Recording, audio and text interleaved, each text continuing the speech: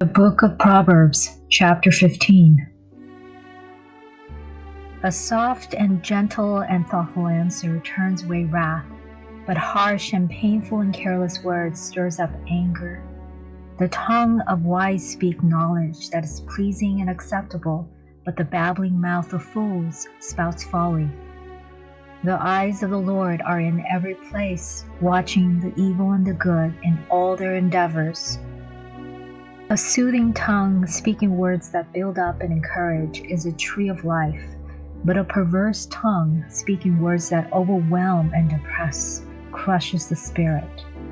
A flippant and arrogant fool rejects his father's instruction and corrections, but he who is willing to learn and regards and keeps in mind a reprimand acquires good sense. Great and priceless treasure is in the house of the consistently righteous one, who seeks godly instruction and grows in wisdom. But trouble is in the income of the wicked one, who rejects the laws of God. The lips of the wise spread knowledge, but the hearts of the fools are not so. The sacrifice of the wicked is hateful and exceedingly offensive to the Lord, but the prayer of the upright is his delight. The way of life of the wicked is hateful and exceedingly offensive to the Lord, but he loves the one who pursues righteousness, personal integrity, moral courage, and honorable character. There is severe discipline for him who turns away from the way of righteousness. There is severe discipline for him who turns away from righteousness, and he who hates correction will die. Sheol, the netherworld, the place of the dead, and Abaddon, the abyss, the place of eternal punishment, lie open before the Lord.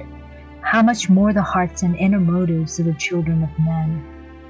A scoffer, unlike a wise man, resents the one who rebukes him and tries to teach him, nor would he go to a wise for counsel and instruction. A heart full of joy and goodness makes a cheerful face, but when a heart is full of sadness, the spirit is crushed. The mind of the intelligent and discerning seeks knowledge and eagerly inquires after it, but the mouth of the stubborn fools feed on foolishness. All the days of the afflicted are bad, but the glad heart has a continual feast, regardless of the circumstances. Better is little with the Lord than great treasures and trouble without the Lord. Better is dinner with vegetables and herbs, where love is present, than a fattened ox served with hatred. A hot-tempered man stirs up strife, but he who is slow to anger and patient calms the disputes. The way of the lazy is like a hedge of thorns, but the way of life of the upright is smooth and open like a highway. A wise son makes father glad, but a foolish man despises his mother. Foolishness is joy to him who is without fear and lacks intelligence and common sense. But a man of understanding walks upright, making his course straight. Without consultations and wise advice, plans are frustrated, but with many counselors they are established and successful. A man has joy in giving an appropriate answer, and how good and delightful is a word spoken at the right moment. How good it is! The chosen path of life leads upward for the wise, that he may keep away from the Sheol. The Lord will tear down the house of the proud and arrogant, but he will establish and protect the boundaries of the land of the godly widow. Evil plans and thoughts of the wicked are exceedingly vile and offensive to the Lord, but pure words are pleasant words to him. He who profits unlawfully brings suffering to his own house, but he who hates bribes will live. The heart of the righteous thinks carefully about how to answer in a wise and appropriate and timely way, but the babbling mouth of the wicked pours out malevolent things.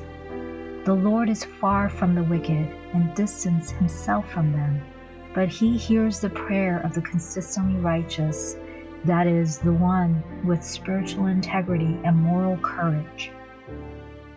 The light of the eyes rejoices at the hearts of the other, and good news puts fat on the bones. The ear that listens to and learns from the life-giving rebuke will remain among the wise. He who neglects and ignores instruction and discipline despises himself, but he who learns from the rebuke acquires understanding and grows in wisdom. The reverent fear of the Lord, that is, worshiping Him and regarding Him as truly awesome, is the instruction for wisdom, its starting point and its essence. And before honor comes humility.